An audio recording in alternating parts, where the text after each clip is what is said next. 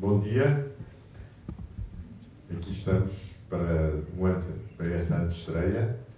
É a primeira vez que o filme passa aqui em Portugal, um filme que foi rodado integralmente cá, em Portugal, e que eu tive o prazer de produzir.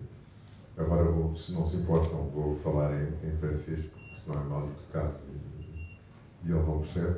Je disais que, d'abord, c'est un film qui a été tourné ici au Portugal, j'ai eu le plaisir de produire, et que c'est la première fois qu'on le montre ici, en public. Et Julien, c'est son premier film. C'est quelqu'un qui vient un peu, si on peut dire, du documentaire, parce qu'il avait fait un documentaire qui avait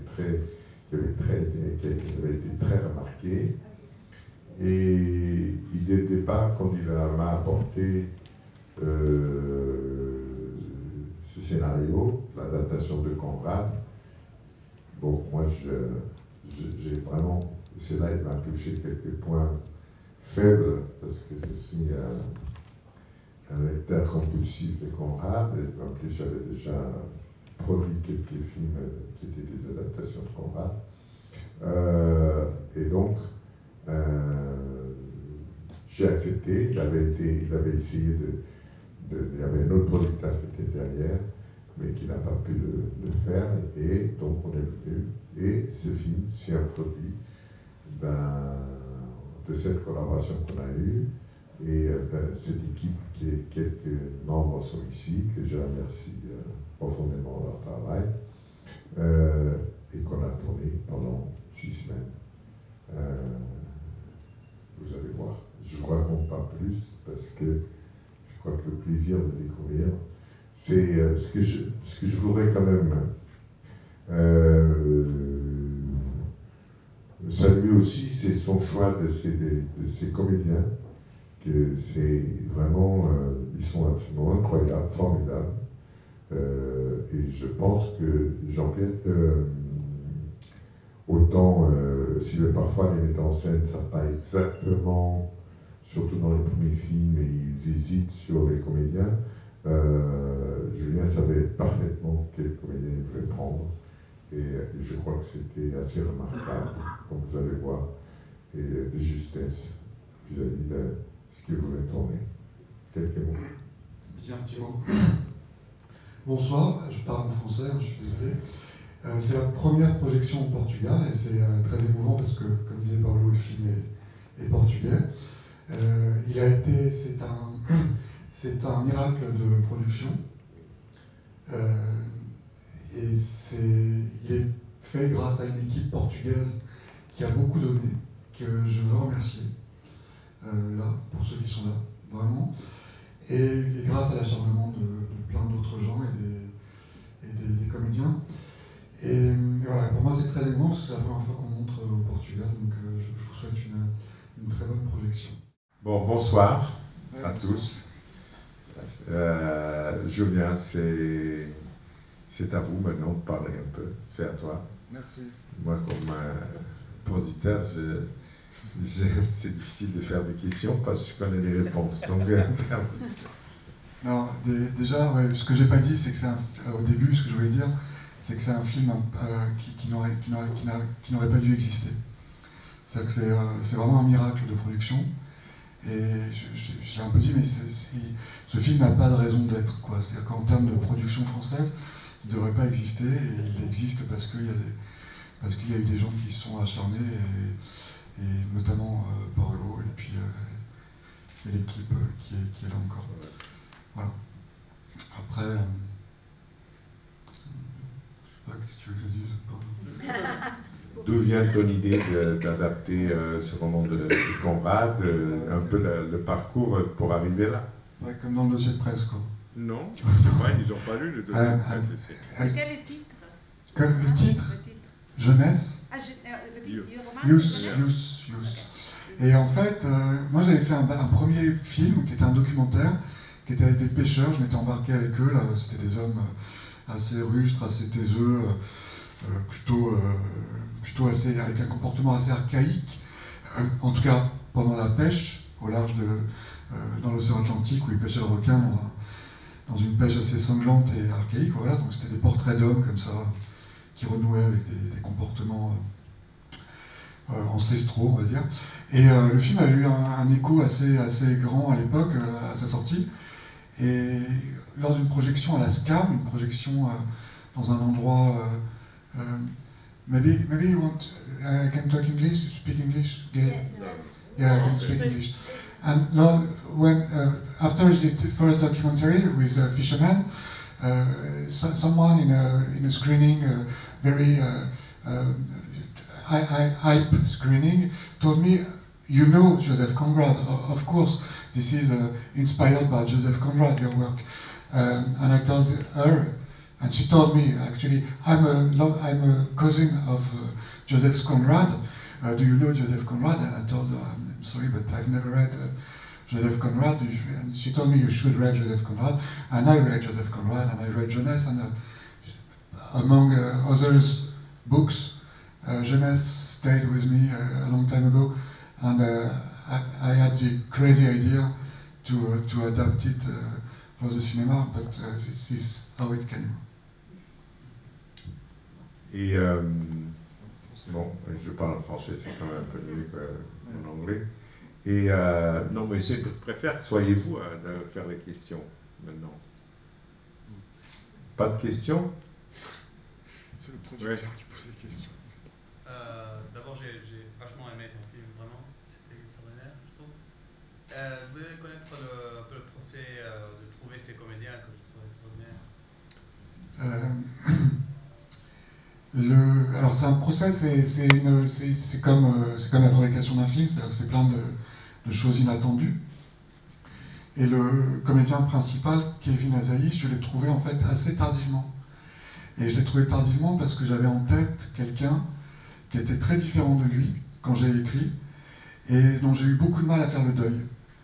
Et alors que je connaissais Kevin, qu'on m'avait présenté, qu'on m'avait dit regarde-le, prends-le en compte pour ton film, etc., j'avais du mal à le prendre en compte parce que je faisais le deuil de ce autre comédien. Et quand j'ai vu Les Combattants, qui est un film qui est sorti en 2012, je sais pas, 13, je me suis dit évidemment c'est Kevin qu'il faut parce qu'il a un truc comme ça très urbain que n'avait pas l'autre sur lequel je fantasmais, comme quoi, voilà. Et ensuite, Samir était là dès le début, Samir Ghesmi. Samir c'est Géraud, c'est le second. Il était là dès le début. Et Jean-François Stévenin, et ça a été difficile de trouver le rôle du capitaine, et j'ai revu les films de Stévenin, dont Mishka, et il avait cette folie douce, légère, et c'est un film qui date de 2003, et je me suis dit, à 10 ans, 12 ans après, ce type doit avoir cette même folie, et en plus avoir des cheveux blancs. Et c'était le cas, il a accepté tout de suite, et je suis vraiment très content d'avoir tourné avec lui, avec eux. Voilà. C'était ça ta question, Marianne? Oui, merci. Merci. Voilà. Oui. Et sur le tournage, vous avez tourné par des films à la mer et aussi à Lisbonne avec deux bateaux. Comment ça? On a tourné en fait on a tourné en mer un certain temps, enfin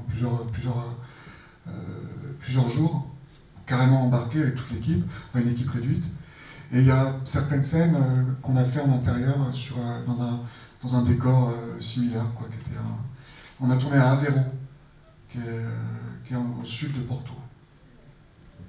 Les décors, c'était un bateau quand même. C'était là qu'on a travaillé. C'était pas un studio. C'était pas un studio, c'était vraiment à partir d'un bateau. Et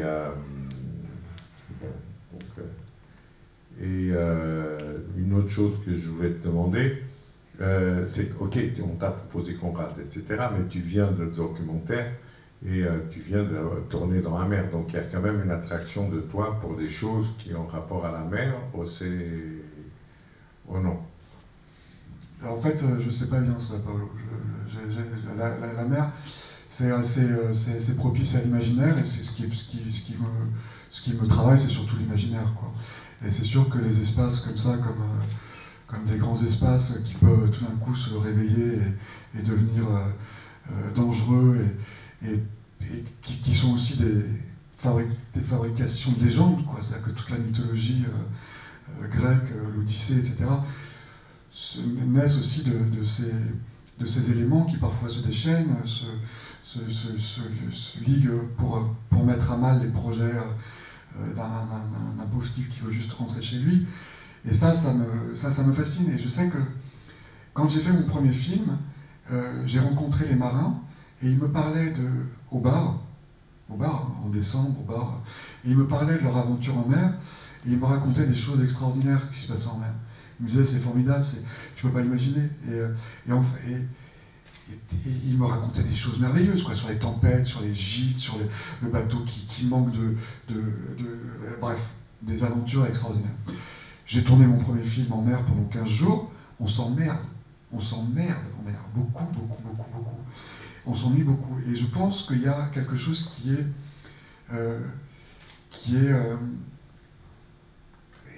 c'est une telle aventure, en fait, d'être confronté à la mer, que je pense qu'il y a un moment où c'est inexprimable, cet ennui qui représente le plus grand temps en mer. Et donc, il est nécessaire d'inventer des histoires merveilleuses et qui font travailler l'imaginaire pour, quand on rentre à terre, essayer de transmettre un tout petit peu de la magie que ça peut être d'être face à ces éléments.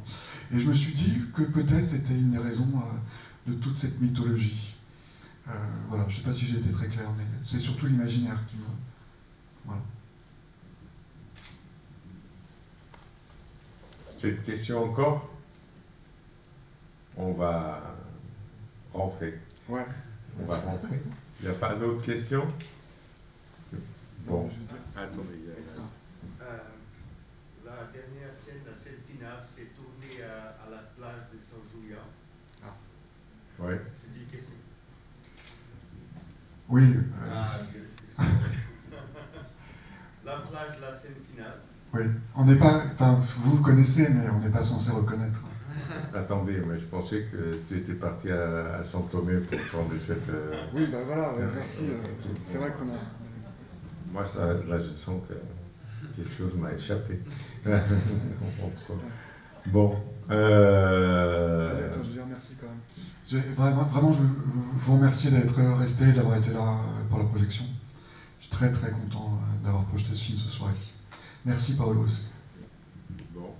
Merci, à bientôt et bon, une bonne continuation de festival. J'espère que le directeur du festival a fait un programme qui attire un peu d'attention, sinon il faut le dire.